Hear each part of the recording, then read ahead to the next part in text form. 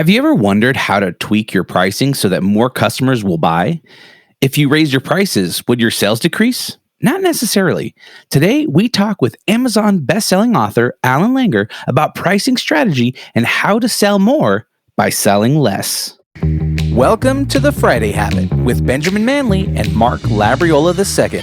The Friday Habit is for creators, entrepreneurs, and agency owners looking for actionable ideas on how to grow their business and be more profitable. We'll pull from our combined knowledge of over 20 years and interview thought leaders that will inspire you and give you the motivation you need to kick your business into high gear. Buckle up. It's Friday. Ben. Mark. I'm excited to wrap this conversation up. Last week's episode was really interesting. I know a lot of people struggle with pricing and the psychology of numbers and selling and all these kind of things that are really difficult. And Allan has done such a great job of explaining a lot of these things to us. So I'm excited to wrap up this conversation, and you're going to enjoy it. That's super helpful when it comes to all the pricing stuff. I would love to kind of shift the conversation and just talk more generally about sales. Mm-hmm. So on our team right now, I'm the primary salesperson. I don't think of myself as that, but I'm realizing more and more it doesn't make sense for me to deny that's what I'm doing. I'm selling, even if I think, I'm just, I'm building relationships, But so I've been trying to think through a lot of stuff because I'm systemizing my business and I've removed myself from most day-to-day work other than the sales process. And I feel like lots of times that's one of the hardest things to remove yourself from, especially when it comes to a creative agency, if you founded it and stuff like that. So I'm trying to kind of develop my own sales philosophy and kind of put into words the things that I'm doing, things about like, helping people make a decision and presenting like what we do as a solution to their problem instead of just selling to them. So I don't know, are there some philosophies that you could tell us about that will help us even solidify how we do our sales and also train other people in our company so that we can teach them how to do sales for us in the future?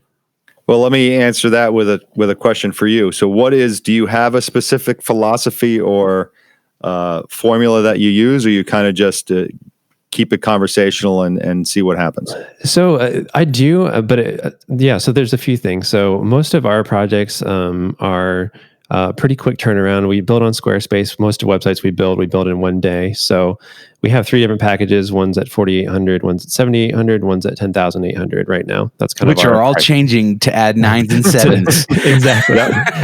Exactly. And it sounds like I should probably move that middle package up a little bit. But Absolutely, anyway, so I'm taking notes. When I get into a meeting, it's actually a very quick sales cycle because we get into a meeting and I discover about 15 minutes, 20 minutes with a client. And then I spend about 10 minutes presenting our process, which is very simple to follow. And then it gets down and I can give pricing right away, which is an advantage we have. So it's not something they have to wait around for a proposal. I can say exactly which package works now. And then by the end of the call, what we're talking about is when to do it, not whether to do it. In some cases, I don't push people into it, but I guide the conversation toward, okay, cool, this is great. Now, what timeline are you thinking about? So I get them to that point. So my strategy in a call is to build trust with them, by adding value in that call, giving as much free advice as I can about things and not holding anything back. So building trust with them. I try to make them laugh in the first meeting. If I can't get them to laugh in the first meeting, it makes me nervous that they may not be a good fit for our team. Yeah. Because I want to work with people that I enjoy working with and that have a sense of humor and that kind of stuff. I do some other things like discover as much as I can, and then I talk about what we do in context of how it fixes their problem, not just in general about our process, but I relate it back to the things they said. So those are some of the things that I do. I don't know if it's really a philosophy, but those are just some things I've picked up along the way to kind of help guide people. And when you're talking, is this obviously now with COVID, are these all Zoom calls? Yeah, and it's actually been that way for years. We've almost always done stuff for people all over the US, so it's pretty normal for us to do most of our projects remotely. Yeah, so that would be the first thing for people listening is get away from the cell phone and get on a Zoom call. This is obviously COVID has changed the world, but I think for the better in business, you want to be face to face, even if they are across the country, because you want to see their reactions. You want to see how they're nodding or they're listening to you, or not texting while you're on the phone with them. So your approach is a good one because it doesn't sound like it's a hard sell at all, and you're kind of guiding them. You're trying to solve their problems, ask them questions and things like that. There are certain. So here's another question: how many do you on the first call, are people saying yes or no, or are you going to a second call at that point? Pretty much on the first call, people will either say yes or no. And we don't usually get no's on the first call unless I kind of say like, hey, I don't think you're a good fit for us because the platform we use or your site's too big or just Right. there may be some qualifying thing. I'll just kind of guide them and give them a different option to work with someone else. Usually people are like, hey, let me talk to my team about it. You know, I'd say it's 50-50. Some people are like, hey, let's book a date right now. Let's pick the time, date, all that stuff. And at the end of the call, we're done. We send them an invoice and it's good to go. And then maybe about half are like, cool, let me get back to you on it. Yeah. So the interesting thing, and this is usually B2B, I'm assuming you're not dealing with, individuals. The B2B sale, when they say, let me get back to you, usually means they're not the decision maker, or they're afraid to make the decision because of some ramification they're going to have. If they are the decision maker and they're saying, let me get back to you, they're nervous about spending the money. So that's a normal knee-jerk reaction to a typical consumer will say, let me think about it.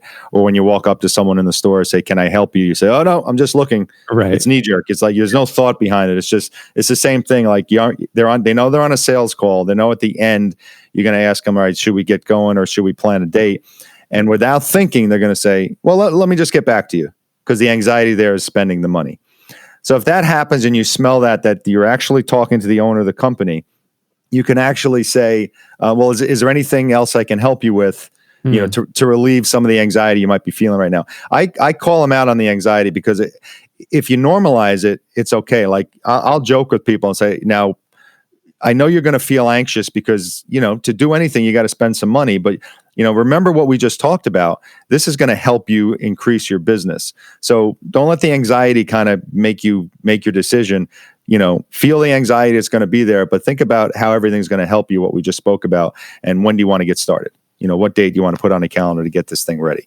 So if you kind of acknowledge the anxiety, it kind of relaxes them a little bit because they don't realize that they're doing it. They don't how many times you can go back to all these examples? You can go back to your own person. You can see, you've said, all right, let me get back to you. And then you hang up the phone. You're like, why did I say that? Yeah. Mm-hmm. You're like, I should have just, I kind of really want this. Why did I tell them?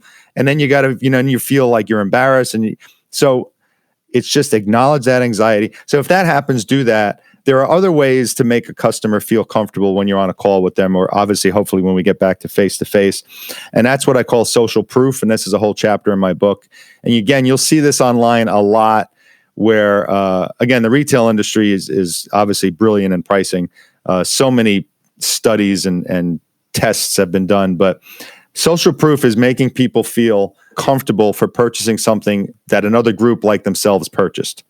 So, for example, if you are talking to a nail salon about doing a website, you're not going to talk about the car dealerships you did websites for. You're going to talk about the nail salons you did websites for. It's just, it doesn't, it's like, duh, of course, but it's amazing how many people don't do that. They'll say, well, I've done 15 websites for car dealerships. That's not going to make me feel connected. You say I did 15 websites for nail salons in the greater Los Angeles area, and they're in the greater Los Angeles area. Guess what? I feel a lot more comfortable doing business with you because you've done that. But not only because you've done it, because other nail salons have done it, because I'm a nail salon. Right. So you'll see online when they do the pricing in 3, they usually have like a highlight saying most people chose this one. That's social proof at work. That's the website saying we're guiding you here because other people have done it. And damn it, you're going to see how many times do you always select that one, right? when you're booking a hotel room, little thing pops up. Joe in Albuquerque, New Mexico just booked this hotel room 5 minutes ago. It's social proof. It makes you feel more comfortable. So those are 2 pretty big things to use when you're talking with somebody.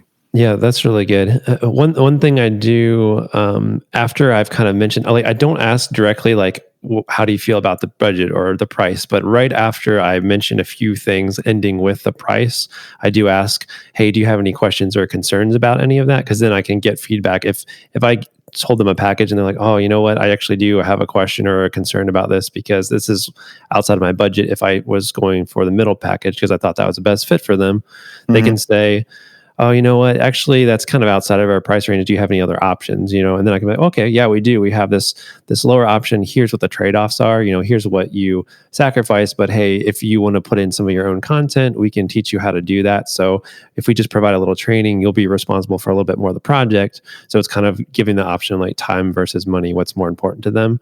And so I try to ask for that feedback in the call, because if I send them a proposal, it's a little bit harder to get that feedback. I just send it to them, and it's kind of I don't know what they're thinking, or if it was too high of a price, or I spelled something wrong, or whatever it was.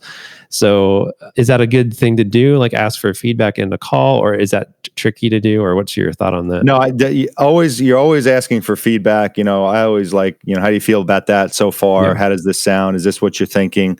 It's sometimes people are afraid to sometimes ask what a person's budget is, because they feel like they're fishing, and then the person feels like, well, if I tell him my budget's 5,000, he's going to give me a price for 5,000. Right. But once you build trust, and you can say, listen, what are you thinking about for a budget here? I'm not asking this to give you my price. I'm asking so I can give you the right package. So that's a good way to build trust. It's just a different way to phrase the question. Yeah, I really like that. That's good, because I use that a lot, because I always like to understand, how much money someone has to work with, because we may not be a good fit for them. Right. We may be way outside of their budget. So if they're like, well, I was hoping to spend, $5,000 to $8,000. Right. Then I could say, all right, well, I have the right package that we can put together that will fit within that budget. So I like that. Right. And 100% of the time, they're going to give you a number that's less than their budget. They're always going to have they're always going to have some room in there. So then you can say, okay, if they say, I'm thinking about spending $5,000, and that the package for $7,500 is going to work with them, you can then say, listen, I know your budget's $5,000, but I think this, if you can squeeze a little more, this will work better for you. But if not, we can definitely get something done for you within your budget. Yeah. So that's a way to do that. But you always want to say, I'm not asking to set my price. I'm asking to come up with the right package for you, is a really good way to put it. Now, here's something else. And again, this is going to be product or service specific, but this is a huge, huge thing to do in pricing that will almost 100% of the time get you the client. You want the client to build the price of the package themselves. Like a la carte or something like that? Yeah. So let's go to the car dealerships right now. When you buy a car right now, you go on the website and you build your own car, right? Yeah. When did you ever do that before in the world?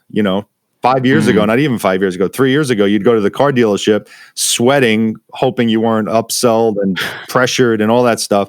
Now you literally build your car to the knobs on your radio, and then you walk in with your sheet of paper and say, here's my car, and this is how much it is. You bought the car. The salesman doesn't have to do anything.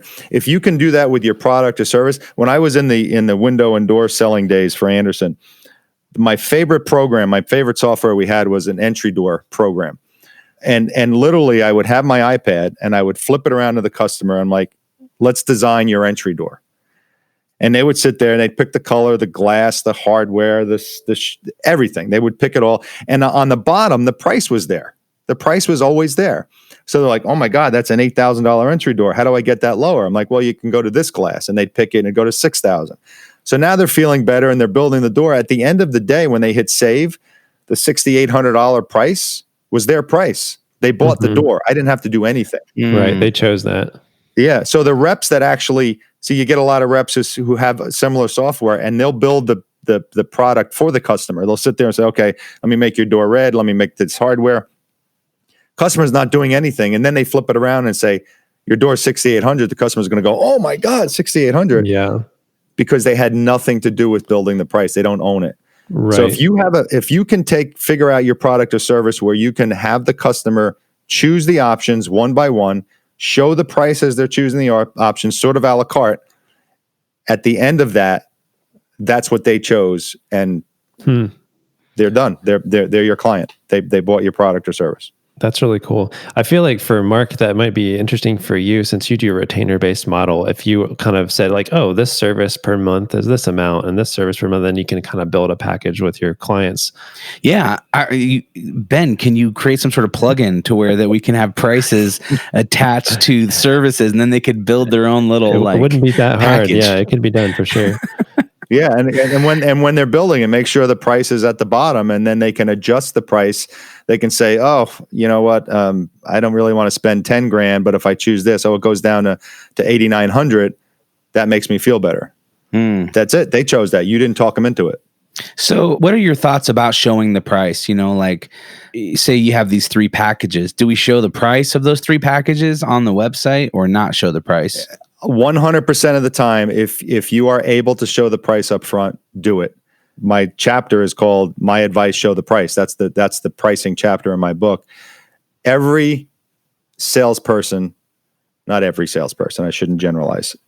Most salespeople who are average or kind of mediocre, 30-35% closers, they're always afraid of the price. That's when they get so nervous because that's the time they have to show the price to the customer. Eliminate that from the equation. Show the price from the beginning. Again, we'll go back to when I was selling windows. An Andersen window started at $1,500. I mean, it was not a $500 window you buy off a shelf. If I walked in there and I measured a whole house and they had no idea what the price was, or I didn't even price condition, and then I flip it around and say your house is $40,000, guess what? They're not buying the product. But if I started right away showing them, all right, now we're going to start at $1,500, the initial shock is like, oh, wow, they're $1,500. But then you spend time building the value behind the $1,500. And then at the end, when the price is shown, there's no surprise. They're expecting it. And it's a much easier close at that point.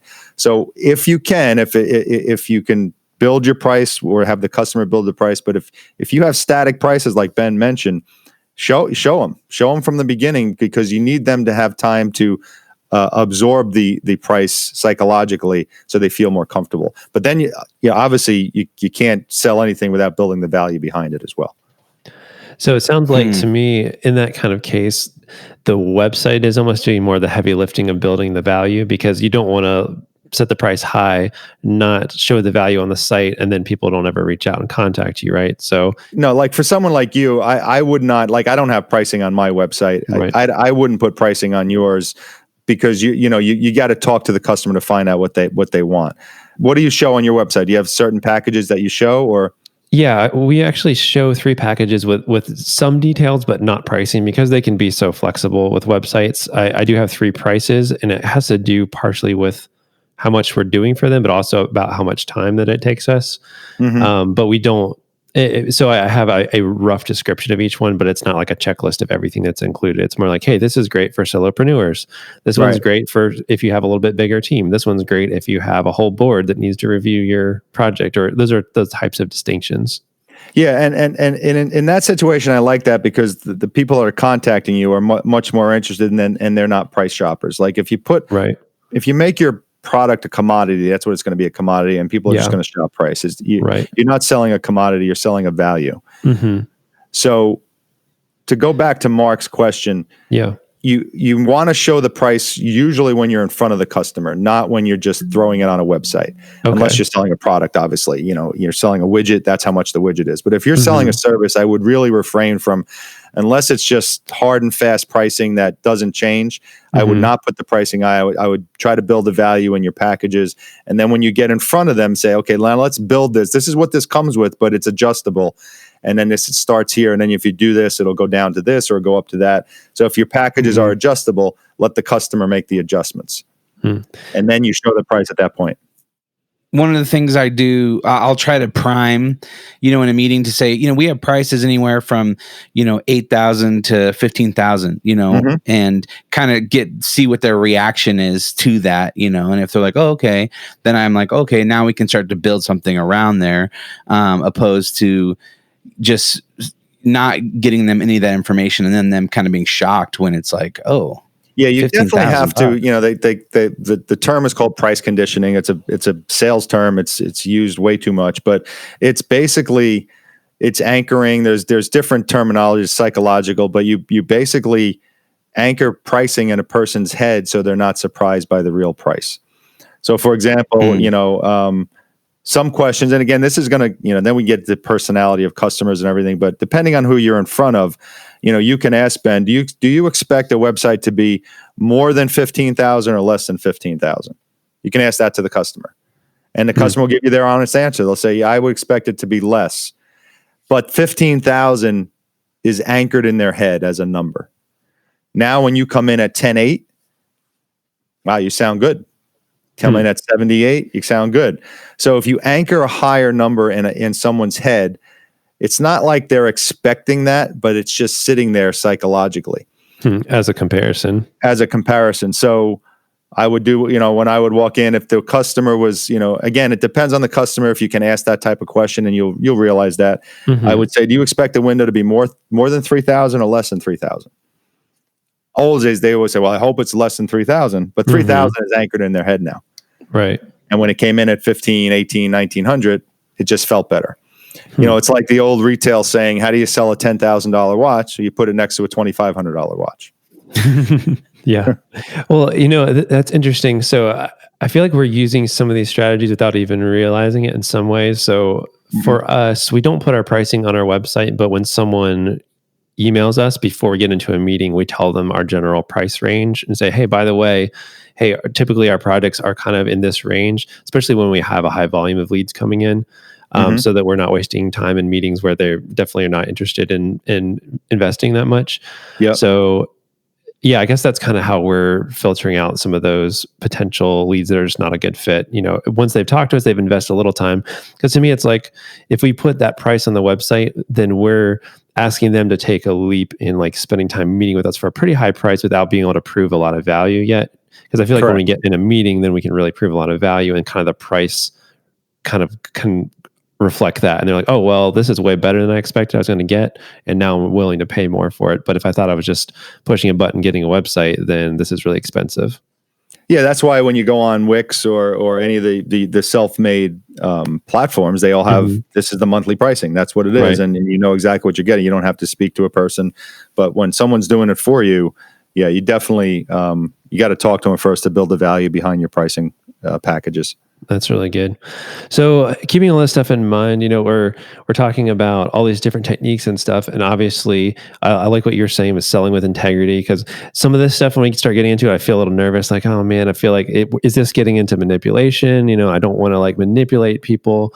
So like, where's the line there? How do you recommend people take this knowledge and use it for good, not for evil, and not like manipulate people, but be a good person and like help them match up, customers, like what their best interest is, and not use it to just take, as much money as possible from people? Yeah. So I get that question a lot, and here's how I answer it, because when you're dealing with psychological stuff, people think it's manipulation. And I don't believe it's manipulation when you're actually dealing with the human brain. If you're dealing with an elbow and the elbow does this, and this is going to make it feel better, well, that's not manipulation. That's going to make the elbow feel better.